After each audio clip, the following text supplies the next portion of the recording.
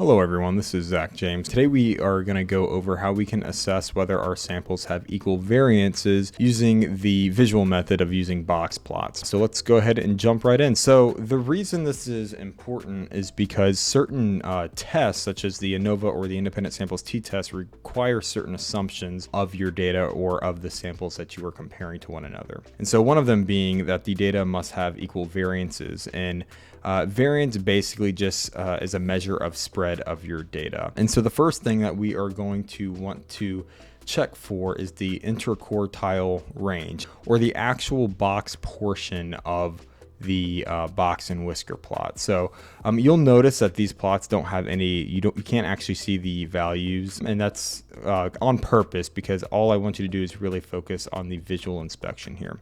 So you can see that we have a group, the equal variance group on the left and an unequal variance group on the right. And if you look at the box plot all the way to the left in the equal variance group, that you can see that the actual box length is very similar to group 2 and group 3, or really what we should say is all the groups have similar interquartile range lengths. And I actually just took the liberty of kind of measuring each one of the lanes at the bottom here, so you can see how similar they are to one another as compared to the unequal variance group. And you can see the interquartile range varies drastically. So you can see group 3 is significantly smaller than something like group 2 and even group 1. And that is going to be the main telltale sign the samples have unequal variances. So that's going to be the most important thing you're going to want to check for. I would say the second most important thing that you're going to want to go over is both the whisker symmetry and the whisker length. And similar to the interquartile range, you're just going to want to make sure that the whiskers for each of these samples are similar in length to one another. So you can see in the equal variance group, even though group 1 there is one whisker it's a little bit longer than the others, all of the whiskers from group 1, 2, and 3 are similar in their size.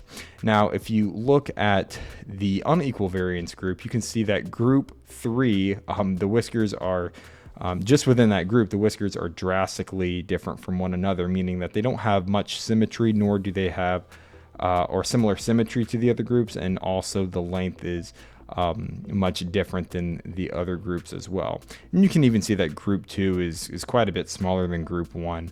But that would be kind of the second thing that you would want to look for. And then the last thing, does your data have any outliers, or do any of the samples have any outliers? You can see that the unequal variance group, group 3, once again, it does have pretty drastic outliers there at the end. Again, this is just the visual method. And so while box plots are a good visual tool for identifying potential differences in variances, they cannot give you a formal statistical assessment.